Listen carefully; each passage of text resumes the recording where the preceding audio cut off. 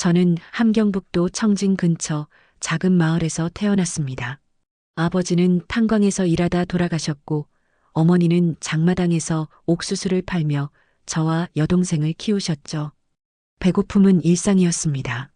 학교 가는 길에 쓰러지는 아이들도 많았어요. 그런 제게 기회가 찾아온 건 17살 때였습니다. 군 선발대가 학교에 왔어요. 특수부대 신병을 뽑는다고 했죠.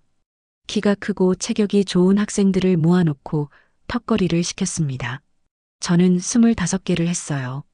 옆에서 보던 장교의 눈빛이 바뀌었습니다. 너 이름이 뭐냐? 김성혁입니다. 오늘부터 너는 인민의 총알이 될 것이다.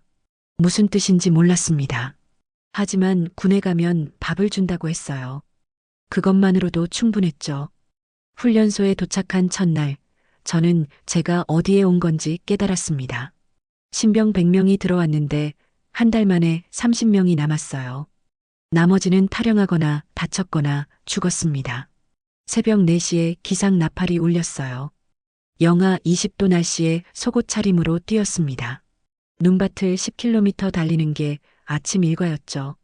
발가락이 동상에 걸려 까맣게 변했습니다. 군의관이 와서 그냥 잘라냈어요. 마취도 없이요.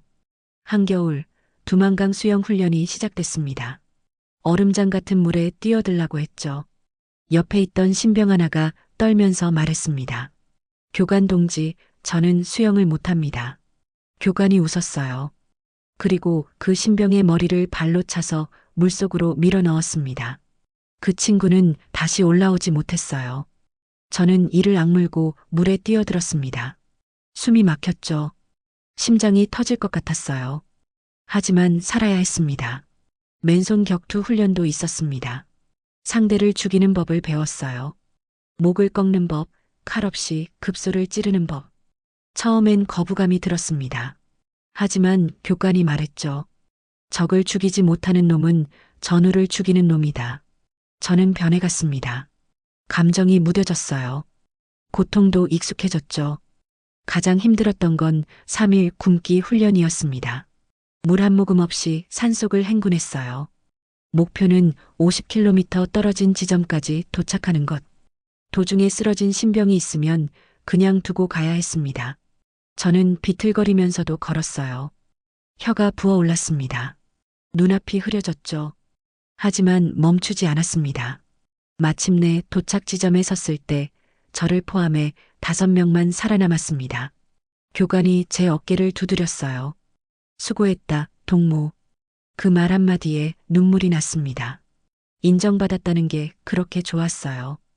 2년간의 훈련 끝에 저는 최종 선발됐습니다. 김정은 최고사령관 동지의 경호를 담당하는 특수부대. 전국에서 선발된 50명만이 들어갈 수 있는 곳이었죠. 제 가슴에 붉은 배지가 달렸습니다. 엘리트의 증표였어요. 평양에 처음 도착했을 때 저는 눈을 의심했습니다.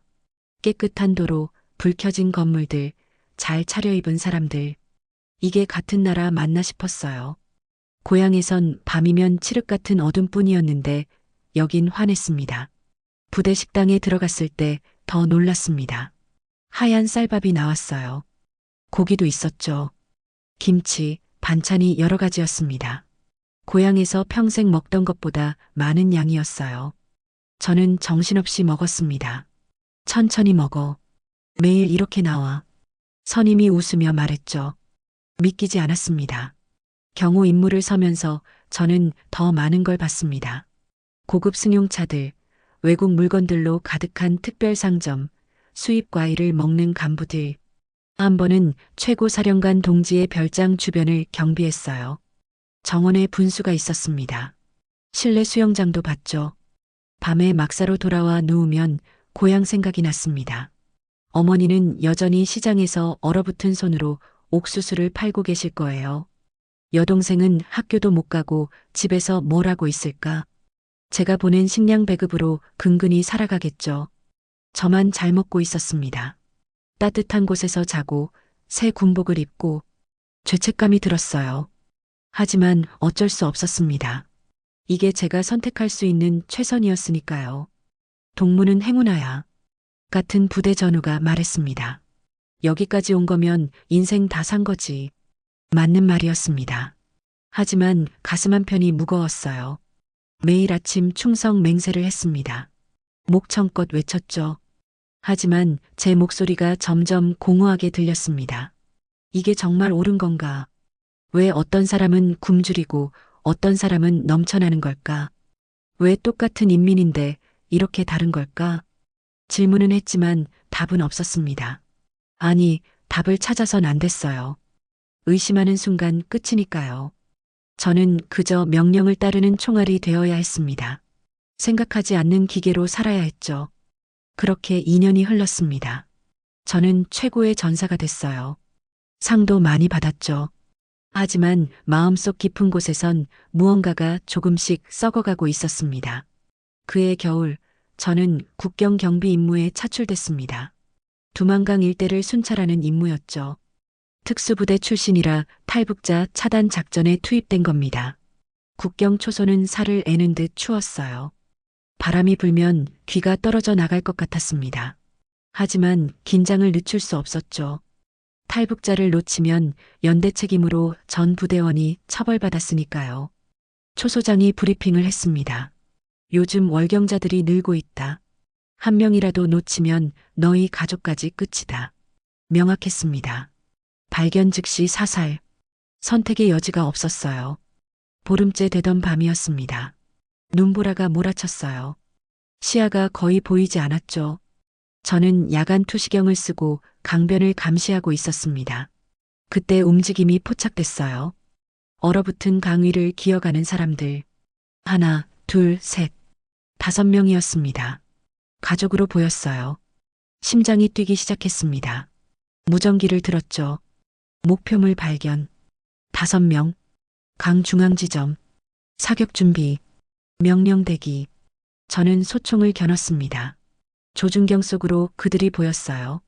앞장선 남자가 뒤를 돌아보며 뭔가 말하고 있었습니다. 그 뒤로 여자 둘, 아이 둘. 온 가족이었죠. 사격 개시. 명령이 떨어졌습니다. 손가락이 방아쇠에 걸렸어요. 하지만 당길 수가 없었습니다. 조준경 속 여자 하나가 아이를 업고 있었거든요. 등에 업힌 아이의 얼굴이 보였습니다. 3살쯤 됐을까요? 김성혁, 왜 안 쏘나? 초소장이 소리쳤습니다. 저는 조준점을 남자에게 맞췄어요. 숨을 들이쉬었습니다. 그리고 당겼죠. 탕. 남자가 쓰러졌습니다. 여자들이 비명을 질렀어요. 그 소리가 바람을 타고 들려왔습니다. 계속 쏴라. 저는 다시 조준했습니다. 이번엔 젊은 여자였어요. 25쯤 돼 보였습니다. 저와 비슷한 나이. 조준경으로 보니 여자가 저를 똑바로 보고 있었어요. 그 순간 눈이 마주쳤습니다. 여자의 눈에서 눈물이 흘러내리고 있었어요. 입이 움직였습니다. 무슨 말인지 들리진 않았지만 알 수 있었죠. 살려달라고 했습니다. 방아쇠를 당겼습니다. 여자가 쓰러졌어요. 눈 위에 붉은 핏자국이 번졌습니다. 나머지도 쌌습니다. 다 쓰러졌죠. 강 위에 5구의 시체가 널브러져 있었습니다. 눈보라가 그 위를 덮어가고 있었어요. 잘했다, 김성혁. 초소장이 제 어깨를 쳤습니다. 이게 바로 군인이지. 저는 대답하지 못했습니다. 손이 떨렸어요. 총을 내려놓았지만 방아쇠를 당기던 감촉이 남아 있었습니다. 다음 날 시신 수습 작업에 투입됐어요. 강 위로 내려가 시체들을 확인했습니다. 제가 쏜 여자는 눈을 뜬 채 죽어 있었어요. 눈동자가 하늘을 보고 있었습니다. 저는 그 눈을 감겨줬습니다. 주머니에서 뭔가 떨어졌어요. 작은 사진이었습니다. 가족 사진이었죠. 남자와 여자, 그리고 웃고 있는 아이. 어제 제가 쏜 사람들이었습니다. 가슴이 무너져 내렸어요. 이들도 우리와 똑같은 사람이었습니다. 가족이 있었고, 꿈이 있었고, 살고 싶어 했던 사람들. 단지 더 나은 삶을 찾아 강을 건너려 했을 뿐이에요. 부대로 돌아왔습니다. 포상이 내려왔어요. 공로패와 함께 특별 휴가 이틀. 동료들이 축하해줬습니다. 역시 특수부대 출신은 다르네. 5명을 혼자 다 처리하다니. 저는 웃을 수가 없었습니다. 그날 밤 악몽이 시작됐습니다. 꿈속에서 그 여자가 나타났어요. 조준경 속에서 봤던 그 얼굴, 눈물 흘리며 절규하던 모습, 계속 제게 다가왔습니다. 손을 뻗으며 뭔가 말하고 있었어요. 소리를 지르며 깼습니다. 온몸이 땀으로 젖어 있었어요. 숨이 가빴습니다. 그 뒤로 매일 밤 같은 꿈을 꿨습니다. 여자의 얼굴이 지워지지 않았어요. 눈을 감으면 보였고 눈을 떠도 보였습니다. 일주일 뒤 동료 박철호와 술을 마셨습니다. 밀주를 구해온 거였어요. 둘이서 막사 뒤편에 앉아 마셨죠. 성혁아, 너 요즘 이상해. 박철호가 말했습니다. 무슨 일 있냐? 아니, 거짓말. 말해봐. 술이 취하니 입이 열렸습니다. 형, 우리가 대체 뭘 하고 있는 걸까요? 무슨 소리야? 국경에서 사람들을 쐈어요. 가족들을, 아이도 있었습니다. 박철호가 잠시 침묵했어요. 그리고 한숨을 쉬었습니다. 그게 우리 임무야. 근데 왜요? 저 사람들이 뭘 잘못했길래 넘어가려고 했잖아. 그게 죄입니까? 살고 싶어서 간 건데. 박철호가 제 입을 막았습니다. 주위를 둘러봤어요. 미쳤냐? 그런 소리 하면 끝이야.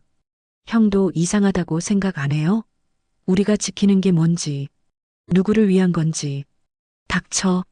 박철호의 목소리가 떨렸습니다. 화난 게 아니었어요. 두려운 거였죠. 생각하지 마. 그냥 시키는 대로 해. 그게 사는 거야. 맞는 말이었습니다. 하지만 그게 안 됐어요. 이미 질문을 시작했으니까요. 한번 의심하기 시작하면 모든 게 달라 보였습니다. 부대 복귀 후에도 악몽은 계속됐어요. 여자의 얼굴, 피 흘리며 쓰러지던 모습, 강 위에 널브러진 시신들, 꿈에서 깨면 온몸이 식은땀으로 젖어 있었습니다. 동료들 앞에선 아무렇지 않은 척했어요. 웃고 떠들었습니다. 하지만 혼자 있을 땐 견딜 수가 없었죠. 거울을 봤습니다. 거기 비친 제 얼굴이 낯설었어요. 이게 나인가?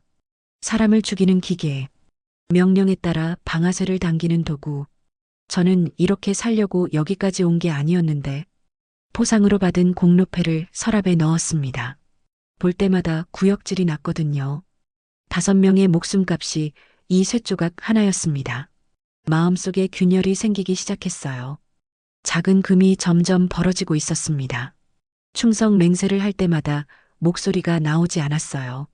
말이 입 밖으로 나오지 않았습니다. 뭔가 잘못됐다는 걸 알았습니다. 하지만 어쩔 수 없었어요. 이미 돌이킬 수 없었으니까요. 방아쇠는 당겨졌고 사람들은 죽었습니다. 제 손에 피가 묻었어요. 그 피는 아무리 씻어도 지워지지 않았습니다. 그렇게 한 달이 지났습니다. 저는 점점 말이 없어졌어요. 동료들과 어울리는 것도 피했습니다. 그냥 임무만 수행하고 막사에 들어가 누워 있었죠.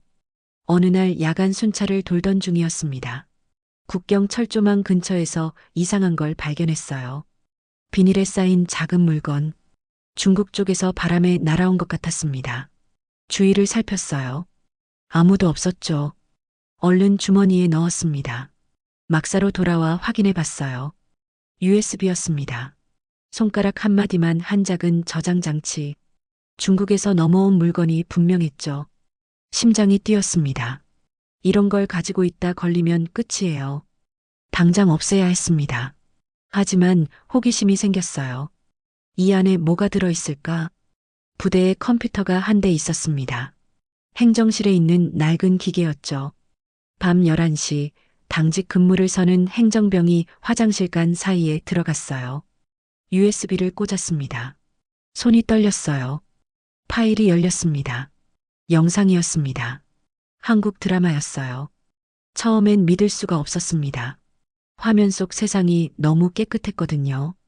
밝은 거리, 고층 빌딩, 자동차들로 가득한 도로. 사람들은 깨끗한 옷을 입고 웃고 있었습니다.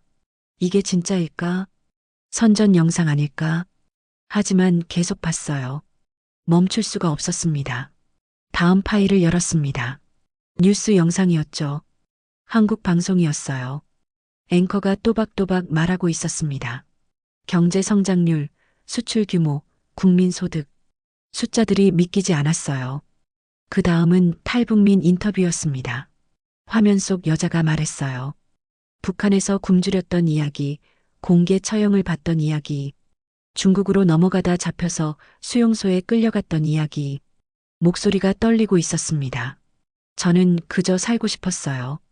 딸을 살리고 싶었습니다. 근데 그게 죄가 됐어요. 가슴이 내려앉았습니다. 국경에서 제가 쏜 여자가 떠올랐어요. 저 사람도 똑같았을 겁니다. 살고 싶어서 강을 건넜을 뿐이에요. 다른 영상도 있었습니다. 북한 내부를 찍은 몰래카메라 영상. 시장에서 굶주린 아이들이 쓰레기를 뒤지고 있었어요. 거리에 쓰러진 사람들, 뼈만 앙상하게 남은 시신들. 이게 우리나라였습니다. 제가 목숨 걸고 지키던 조국의 실제 모습. 충격이었어요. 머리가 하얘졌습니다. 그때 뒤에서 인기척이 났어요. 돌아보니 박철호가 서 있었습니다. 뭐 하는 거야? 굳었습니다. 끝났다고 생각했어요. 박철호가 다가왔습니다. 화면을 봤죠. 그리고 멈췄어요. 이게 뭐야? 형, 이건 USB 어디서 났어? 국경에서 주웠습니다. 박철호의 얼굴이 굳었어요. 하지만 화면에서 눈을 떼지 못했습니다.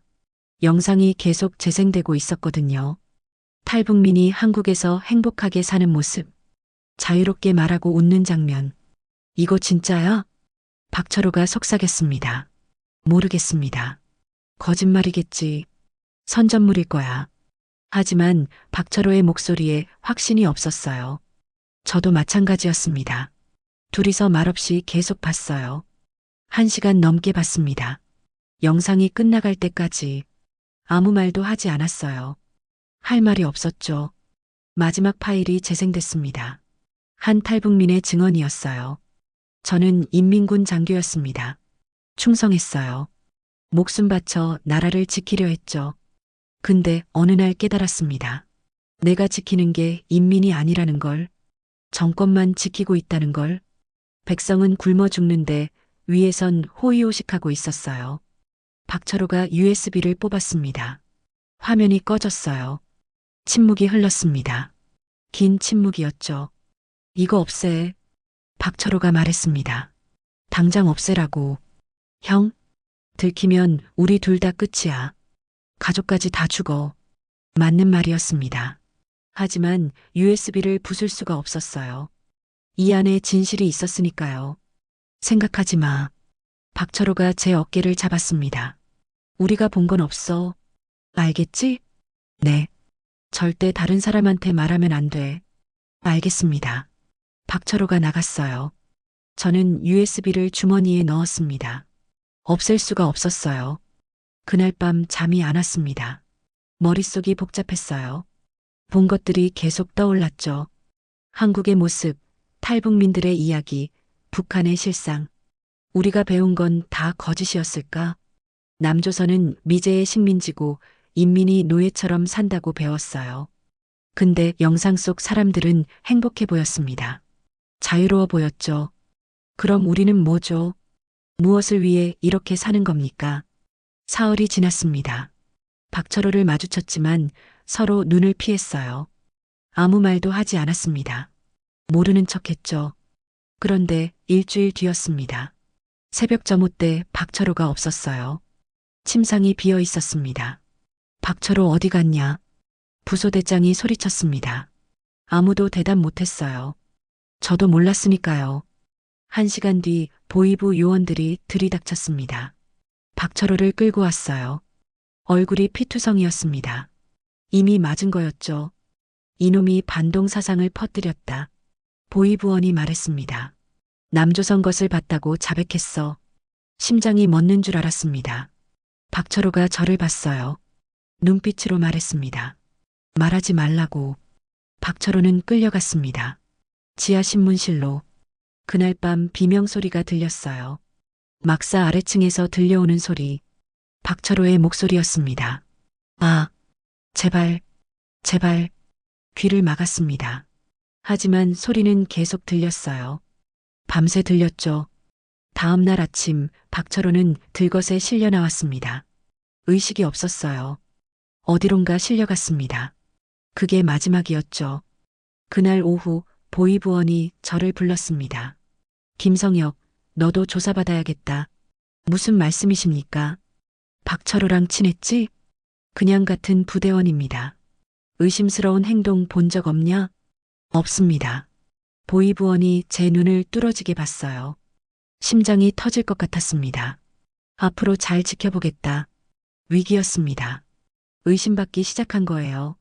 시간 문제였죠. 곧 저도 끌려갈 겁니다. 주머니 속 USB가 뜨겁게 느껴졌어요. 이걸 가지고 있는 한전은 위험했습니다. 하지만 버릴 수가 없었어요. 이게 제가 본 유일한 진실이었으니까요. 밤마다 생각했습니다. 나는 어떻게 해야 하나?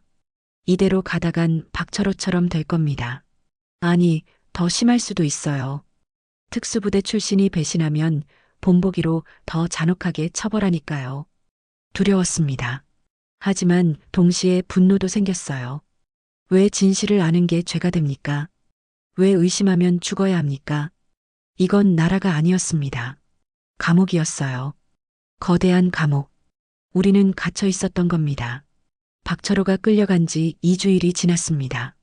부대 분위기가 싸늘해졌어요. 모두 서로를 의심했죠. 누가 보이부에 밀고 할지 몰랐으니까요. 저는 더욱 조심했습니다. 말을 아껴 했어요. 표정 관리도 철저히 했죠. 하지만 상부의 시선은 느껴졌습니다. 감시당하고 있었어요. 그러던 어느 날 아침이었습니다. 새벽 5시에 긴급 소집이 걸렸어요. 부소대장이 제 이름을 불렀습니다. 김성혁, 앞으로 나와. 심장이 쿵쾅거렸습니다. 드디어 왔구나 싶었어요. 네. 앞으로 나갔습니다. 동료들이 저를 봤어요. 동정하는 눈빛도 있었고 안도하는 눈빛도 있었습니다. 너희 어머니가 장마당에서 적발됐다. 머리가 하얘졌습니다. 중국 물건을 팔다 걸렸어. 보이부에서 조사 중이야. 그게 무슨... 입 닥쳐. 부소대장이 소리쳤습니다. 내 어머니는 이미 끌려갔어. 수용소로. 무릎이 풀렸어요. 바닥에 주저앉을 뻔했습니다. 여동생도 같이 갔다. 안 됩니다. 동생은 아무것도 모릅니다. 연좌제야. 한 명이 죄를 지으면 가족이 다 책임지는 거 알고 있었습니다. 하지만 믿고 싶지 않았어요. 어머니가 판 물건이 뭔지 아냐? 중국산 화장품이랑 약이었어. 인민을 타락시키는 자본주의 동물이지. 어머니는 그저 살려고 했던 겁니다. 배급이 끊긴 지 오래였어요. 장마당에서 장사하지 않으면 굶어 죽을 수밖에 없었죠. 넌 특수부대 출신이야. 충성의 본보기가 돼야 하는 놈이지. 근데 내 가족이 이 꼴이냐? 죄송합니다. 죄송하긴. 너도 조사 대상이야. 예상했던 말이었습니다. 하지만 직접 들으니 숨이 막혔어요. 당장은 아니고 내 어머니 조사 끝나면 넌 소환될 거야. 각오해. 네. 자리로 돌아왔습니다. 온몸에 힘이 빠졌어요. 점호가 끝나고 막사로 돌아왔습니다. 침상에 누웠어요. 천장만 바라봤죠. 어머니, 여동생, 둘 다 수용소에 끌려갔습니다. 거기가 어떤 곳인지 알고 있었어요. 들어가면 살아나오기 힘든 곳. 굶주림과 고문, 강제노동. 사람이 사람으로 취급받지 못하는 지옥. 제 잘못이었습니다. 제가 특수부대에 들어온 게 오히려 가족을 위험에 빠뜨린 거예요. 저 때문에 기준이 높아졌으니까요. 일반 주민이었으면 벌금이나 내고 끝났을 일이 수용소행이 된 겁니다. 점심때 식당에 갔습니다. 동료들이 수군거렸어요. 다 알고 있었죠. 성역이 끝났네. 가족이 수용소 가면 본인도 가는 거 아니야? 특수부대 출신인데 더 심하겠지. 식사를 할 수가 없었습니다. 목으로 넘어가지 않았어요. 오후 훈련 시간이었습니다. 사격 훈련이었죠. 표적을 향해 쏘는데 집중이 안 됐어요. 빗나갔습니다. 김성혁, 뭐 하는 거야? 교관이 소리쳤습니다. 정신 차려. 다시 쐈습니다. 또 빗나갔어요. 교관이 다가왔습니다. 귀에 대고 속삭였어요. 내 어머니 때문에 부대 전체가 조사받게 생겼어. 동무들한테 피해주지 마. 가슴이 찢어지는 것 같았습니다. 훈련이 끝나고 막사로 돌아왔습니다. 침상에 누워 있는데 선임이 다가왔어요. 성혁아. 네. 힘들겠다. 근데 어쩔 수 없어. 이게 우리 현실이야. 위로인지 협박인지 모를 말이었습니다. 넌 이제 어떻게 할 거야? 모르겠습니다. 솔직히 너도 곧 끌려갈 거야. 특수부대 출신 가족이 수용소 갔는데 가만 놔두겠어? 알고 있었습니다. 빨리 결정해. 순순히 조사받을 건지 아니면 선임이 말을 멈췄어요. 아니면 뭐죠? 도망가라는 겁니까? 생각 잘해봐. 선임이 떠났습니다. 그날 밤 잠이 오지 않았어요. 생각이 꼬리를 물었습니다. 어머니와 여동생은 이미 끌려갔습니다. 제가 여기 남아 있어도 구할 방법이 없어요. 오히려 저도 끌려가면 셋 다 죽는 겁니다. 그럼 어떻게 해야 하죠? 도망쳐야 합니다. 탈북해야 해요. 생각만 해도 무서웠습니다. 국경에서 제가 직접 탈북자들을 쌌잖아요. 잡히면 어떻게 되는지 뻔했죠. 공개 처형입니다. 본보기로 광장에서 총살당할 겁니다. 하지만 선택의 여지가 없었어요. 여기 남으면 확실히 죽습니다. 도망가면 살 가능성이라도 있죠. 결정했습니다. 탈북하겠다고 머릿속으로 계획을 세웠어요. 저는 국경 경비를 했던 사람입니다. 배치도를 알고 있어요. 순찰 패턴도 파악하고 있죠. 철조망 어디가 약한지, 감시 카메라 사각지대가 어딘지 다 외우고 있었습니다. 특수부대 훈련도 받았어요. 생존 기술, 잠입 기술, 체력. 일반 사람보다 유리했습니다. 하지만 위험했어요. 제가 탈북하면 대대적인 수색이 시작될 겁니다. 특수부대 출신이 도망갔다는 건 큰 사건이니까요. 북한 공작원들이 중국까지 쫓아올 거예요. 그래도 가야 했습니다. 다음 날 아침 보위부원이 또 왔습니다. 김성혁, 이번 주 안으로 소환 명령 떨어질 거야. 네. 준비하고 있어. 시간이 없었습니다. 이번 주 아니면 사흘밖에 남지 않았어요. 그날 저녁 당직 근무표를 확인했습니다. 모레밤에 제가 야간 순찰 임무가 있었어요. 기회였습니다. 마지막으로 고향 쪽을 바라봤습니다. 어머니와 여동생이 있는 곳. 아니, 이제는 수용소에 있겠죠. 엄마, 미안해요. 제가 살아야 나중에 찾을 수 있어요. 속으로 말했습니다. 꼭 살아남을게요. 그리고 이 나라가 얼마나 썩었는지 세상에 알릴 겁니다. 결심이 섰습니다. 모레밤, 비가 온다는 일기예보가 있었어요. 완벽한 타이밍이었죠. 시야가 나쁠수록 좋았으니까요. 막사에서 필요한 물건들을 챙겼습니다. 칼, 성냥, 비닐. 많이 가져갈 순 없었어요. 의심받으니까요. 최소한만 준비했습니다. 주머니 속 USB를 만졌어요. 이것만은 꼭 가져가야 했습니다. 증거였으니까요. 이틀이 지났습니다. 드디어 그날 밤이 왔어요. 저녁 점호 때 떨리지 않으려고 애썼습니다. 평소처럼 행동했어요. 의심받으면 안 됐죠. 야간 순찰조, 집합. 제 차례였습니다. 무장을 했어요. 소총을 메고 야간 투시경을 챙겼습니다. 평소와 똑같았어요. 초소로 향했습니다. 빗방울이 떨어지기 시작했어요. 하늘이 도와주는 것 같았습니다. 순찰 구역에 도착했습니다. 동료 한 명과 함께였어요. 하지만 교대 시간이 되면 잠깐 혼자가 됩니다. 그때가 기회였죠.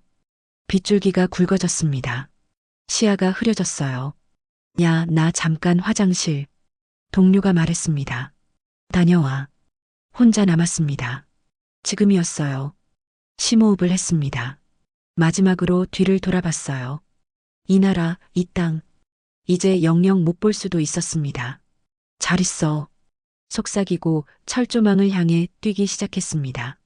탈출이 시작됐어요. 철조망까지 100m 뛰었습니다. 빗속을 가르며 전력으로 달렸어요. 특수부대 훈련받은 체력이 발휘됐습니다. 숨이 차지 않았어요. 다리에 힘이 넘쳤죠. 철조망 앞에 섰습니다. 높이가 3m는 됐어요. 하지만 이미 파악해둔 지점이었습니다. 여기는 철조망 아래가 약간 들떠 있었어요. 장갑을 끼고 철사를 잡았습니다. 힘껏 들어 올렸어요. 틈이 생겼죠. 몸을 밀어 넣었습니다. 철사가 등을 긁었어요. 아팠습니다. 하지만 멈출 수 없었죠. 온몸을 비틀며 빠져나갔습니다. 통과했어요. 이제 강이었습니다. 두만강이 앞에 있었어요. 빗물에 불어난 강물이 거세게 흐르고 있었습니다. 검은 물결이 소용돌이쳤죠. 뒤에서 호각 소리가 들렸습니다. 발각된 겁니다. 거기서 총소리가 울렸어요. 탕, 탕, 뛰어들었습니다. 강물 속으로 얼음장 같았어요. 숨이 턱 막혔습니다. 하지만 헤엄쳤어요. 훈련받았던 대로 팔을 저었죠. 물살이 셌습니다. 몸이 떠내려갔어요. 바위에 부딪혔습니다. 옆구리가 찢어지는 듯 아팠죠. 물을 먹었습니다. 코로 물이 들어왔어요. 기침이 나왔습니다. 하지만 계속 헤엄쳤어요. 뒤에서 조명이 비쳤습니다. 서치라이트였어요. 강물을 훑고 있었죠. 잠수했습니다. 물속으로 깊이 들어갔어요. 폐가 터질 것 같았습니다. 하지만 참았어요. 10초, 20초, 30초, 한계였습니다. 수면 위로 고개를 내밀었어요. 숨을 들이켰죠. 조명이 지나갔습니다. 못 본 거예요. 다시 헤엄쳤습니다. 중국 쪽 강변이 보였어요. 거의 다 왔습니다. 발이 바닥에 닿았어요. 일어섰습니다. 비틀거리며 강변으로 올라갔죠. 중국 땅이었습니다. 해냈어요. 하지만 안심할 수 없었습니다. 뒤에서 또 호각 소리가 들렸어요. 추격조가 출동한 겁니다. 산으로 뛰었습니다. 숲속으로 들어갔어요. 나무 사이로 몸을 숨겼죠. 총소리가 들렸습니다. 탕탕탕. 나무 껍질이 튀었어요. 계속 뛰었습니다. 밤새 도망쳤어요. 방향 감각을 잃었습니다. 그냥 앞으로만 갔죠. 동이 트기 시작했습니다. 몸을 숨겨야 했어요. 큰 나무 밑에 웅크렸습니다. 온몸이 젖어 있었어요. 추웠습니다. 이가 딱딱 부딪혔죠. 하지만 움직일 수 없었어요. 발견되면 끝이니까요. 귀를 기울였습니다. 멀리서 개 짖는 소리가 들렸어요. 추적견이었습니다. 다시 움직여야 했어요. 일어섰습니다. 다리가 후들거렸죠. 하지만 걸었습니다. 개 짖는 소리가 가까워졌어요. 빨리 움직여야 했습니다. 계곡을 발견했어요. 물이 흐르고 있었죠. 물속으로 들어갔습니다. 냄새를 지우기 위해서였어요. 개들이 후각으로 쫓으니까요. 물을 따라 1시간을 걸었습니다. 발이 퉁퉁 부었어요. 감각이 없었죠. 해가 중천에 떴습니다. 계속 이동했어요. 멈추면 죽는 겁니다. 이틀째였습니다. 아무것도 먹지 못했어요. 배가 고팠습니다. 나무 껍질을 벗겨 씹었어요. 맛이 없었지만 삼켰죠. 벌레도 잡아먹었습니다. 특수부대 생존 훈련이 도움됐어요. 단백질이 필요했으니까요. 밤이 됐습니다. 또 추격조 소리가 들렸어요. 끈질겼습니다. 포기하지 않았어요. 김성혁 나와라. 확성기 소리였습니다. 투항하면 살려준다. 거짓말이었습니다. 투항하면 끝이에요. 산을 넘었습니다. 또 넘었죠. 며칠이 지났는지 모르겠어요. 그냥 걷고 또 걸었습니다. 손에 든 게 없었습니다. 총도 버렸어요. 무거웠으니까요. 칼 하나만 남겼죠. 5째 날 아침이었습니다. 멀리 마을이 보였어요. 조선족 마을 같았습니다. 조심스럽게 다가갔어요. 사람들이 있었습니다. 한국말을 쓰고 있었어요. 집 한 채가 외딴 곳에 있었습니다. 다가갔어요. 문을 두드렸죠. 문이 열렸습니다. 노인이 나왔어요. 70은 넘어 보였습니다. 누구요? 도와주십시오. 저는 그 자리에서 쓰러졌습니다. 기력이 다한 거예요. 깼을 때 방 안이었습니다. 이불이 덮여 있었어요. 따뜻했죠. 노인이 앉아 있었습니다. 물을 건넸어요. 마셔요. 벌컥벌컥 마셨습니다. 목이 타들어갔거든요. 북에서 왔구먼. 네. 추격당하고 있지? 어떻게? 보면 알아. 당신 같은 사람 여러 봤어. 노인이 한숨을 쉬었습니다. 우리 아들도 그랬어. 20년 전에 북에서 넘어왔지. 근데 잡혔어? 북 공작원들한테. 죄송합니다. 당신 잘못 아니야. 이 세상이 잘못된 거지. 밥을 내왔습니다. 옥수수밥이었어요. 눈물이 났습니다. 정신없이 먹었어요. 천천히 먹어요. 감사합니다. 여기 오래 있으면 안 돼. 공안도 위험하고 북 사람들도 돌아다녀. 어떻게 해야 합니까? 브로커 연결해 줄게. 돈 있어요? 없습니다. 그럼 빚지는 거야. 나중에 한국 가서 갚아야 해. 얼마든지 갚겠습니다. 이틀을 숨어 있었습니다. 노인이 밥을 가져다 줬어요. 조금씩 기력을 회복했죠. 사흘째 되는 밤 브로커가 왔습니다. 젊은 남자였어요. 여기서 한국까지 3천만 원이야.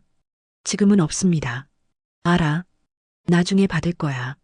한국 가서 일해서 갚으면 돼. 네. 라오스로 갈 거야. 거기서 태국 넘어가서 방콕 한국 대사관. 알겠지? 네. 위험해. 죽을 수도 있어. 괜찮습니다. 그럼 출발하자. 노인에게 절했습니다. 은혜 꼭 갚겠습니다. 살아만 있어요. 그게 제일이야. 트럭에 탔습니다. 짐칸 아니었어요. 다른 탈북자 둘도 있었죠. 며칠을 달렸습니다. 국경을 몰래 넘었어요. 라오스 정글에 도착했습니다. 여기서부터 걸어야 해. 브로커가 말했습니다. 정글 통과하면 태국이야. 사흘 걸려. 정글이었습니다. 무더웠어요. 벌레가 들끓었죠. 하지만 걸었습니다. 특수부대 생존 훈련이 또 도움됐어요. 독충 피하는 법, 식수 구하는 법. 다 알고 있었습니다. 다른 탈북자들은 힘들어했어요. 저보다 약했죠. 도와줬습니다. 사흘 밤낮을 걸었어요. 드디어 정글을 벗어났습니다. 저기가 태국이야. 브로커가 가리켰습니다. 마을이 보였어요. 택시를 탔습니다. 방콕으로 향했죠. 고층 빌딩이 보였습니다. 자동차가 가득했어요. 사람들이 웃고 있었죠. 평화로운 세상이었습니다. 한국 대사관 앞에 섰습니다. 큰 건물이었어요. 태극기가 휘날리고 있었죠. 눈물이 났습니다. 여기까지 왔어요. 살아남았습니다. 문을 두드렸습니다. 도와주십시오. 저는 북한에서 왔습니다. 경비가 나왔어요. 안으로 들어갔죠. 직원이 물었습니다. 신분을 증명할 수 있습니까? 저는 북한 특수부대 출신입니다. 직원의 표정이 굳었어요. 특수부대요? 네. 일단 들어오세요. 조사가 필요합니다. 방으로 안내됐습니다. 문이 잠겼어요. 조사가 시작됐습니다.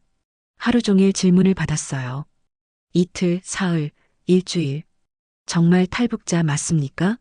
네. 특수부대 출신이면 간첩일 가능성이 있습니다. 아닙니다. 증명하세요. 증명할 게 없었습니다. 그냥 제 이야기뿐이었어요. 한 달이 지났습니다. 2달, 석 달. 신문은 계속됐어요. 같은 질문을 수십 번 받았습니다. 지쳤어요. 하지만 포기하지 않았죠. 6달째였습니다. 드디어 허가가 났어요. 한국 입국을 승인합니다. 울었습니다. 살았어요. 자유를 얻었습니다. 비행기를 탔습니다. 인천공항에 도착했어요. 한국 땅을 밟았죠. 인천공항에 내렸습니다. 사람들이 가득했어요. 다들 자유롭게 걷고 웃고 있었죠. 저는 그 광경이 낯설었습니다. 국정원 직원이 저를 데리러 왔어요. 차에 탔습니다. 서울로 향했죠. 창밖 풍경이 지나갔습니다.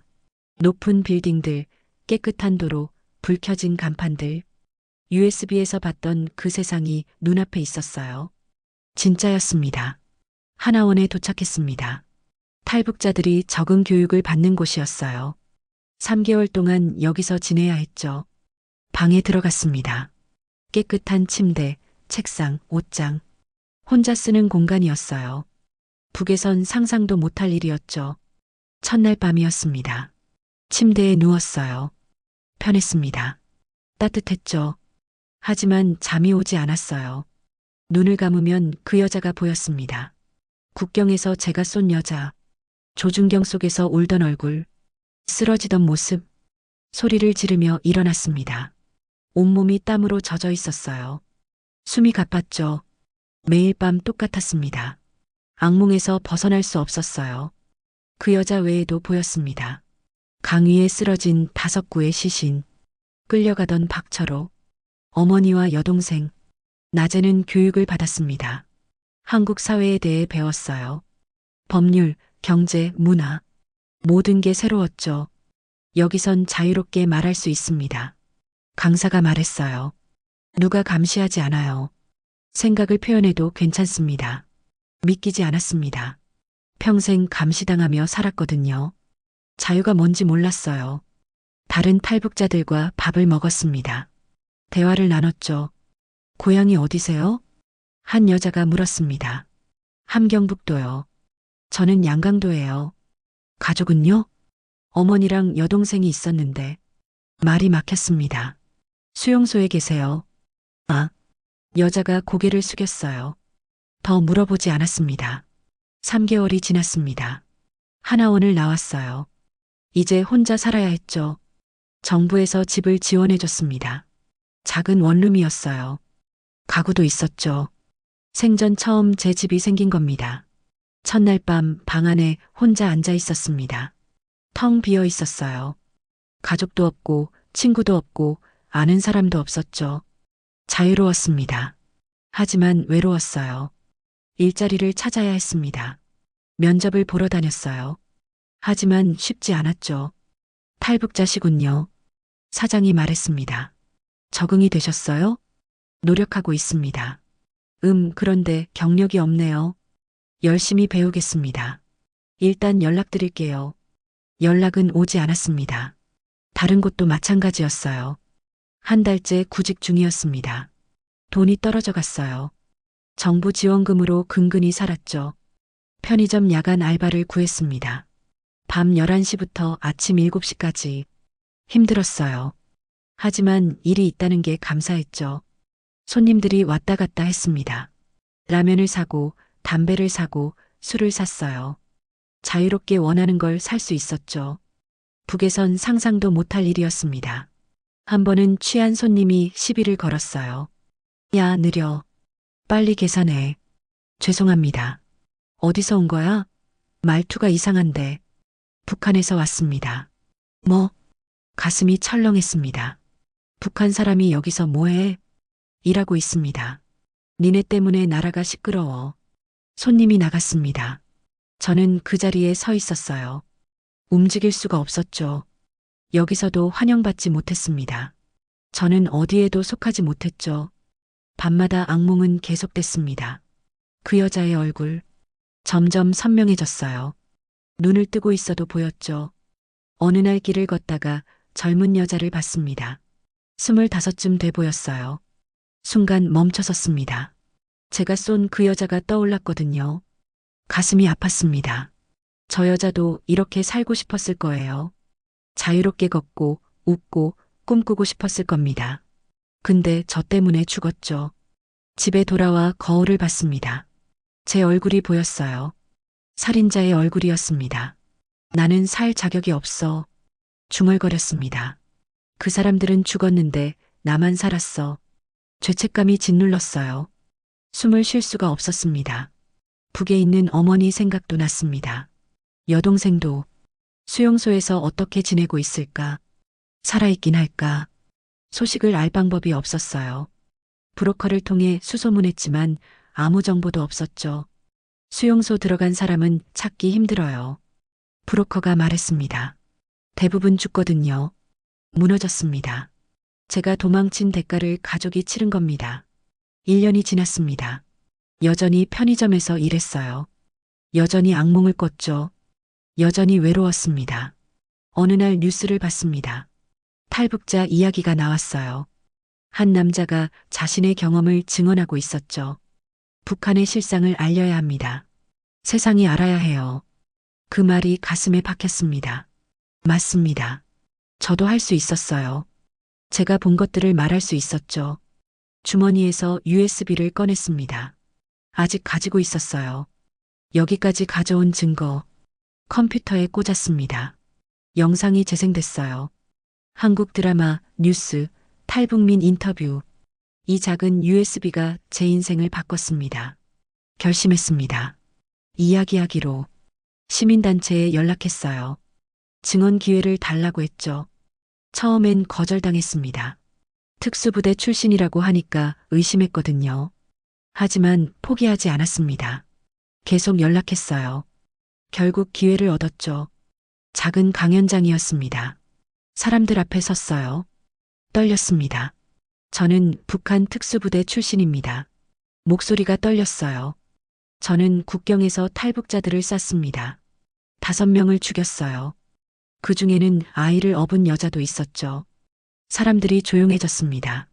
저는 명령을 따랐을 뿐입니다. 하지만 그게 변명이 될 수 없어요. 제 손에 피가 묻었으니까요. 눈물이 났습니다. 매일 밤 그 사람들이 보입니다. 용서를 빌고 싶어도 죽은 사람한텐 빌 수가 없어요. 그래서 살아있는 사람들에게 말하려 합니다. 북한이 어떤 곳인지, 그곳 사람들이 얼마나 고통받는지 이야기했습니다. 제가 본 모든 것을, 평양 특권층의 삶, 굶주리는 인민들, 수용소, 공개 처형, 숨김없이 다 말했어요. 제가 여기 있는 건 행운입니다. 하지만 북에는 아직 수천만 명이 갇혀 있어요. 제 어머니와 여동생도 그곳에 있죠. 저는 그들을 구하지 못했습니다. 하지만 세상에 알릴 순 있어요. 강연이 끝났습니다. 사람들이 박수를 쳤어요. 다가와서 악수를 청했죠. 용기 내주셔서 감사합니다. 당신 이야기 꼭 퍼뜨리겠습니다. 처음으로 느꼈습니다. 제가 할 수 있는 일이 있구나. 그날 밤도 악몽을 꿨습니다. 하지만 조금 달랐어요. 그 여자가 나타났지만 이번엔 제게 뭔가 말하는 것 같았죠. 원망이 아니었습니다. 부탁이었어요. 잊지 말라고, 세상에 알리라고. 눈을 떴습니다. 해가 떠오르고 있었어요. 일어나 창문을 열었습니다. 찬바람이 들어왔죠. 깊이 숨을 들이켰습니다. 살아있었습니다.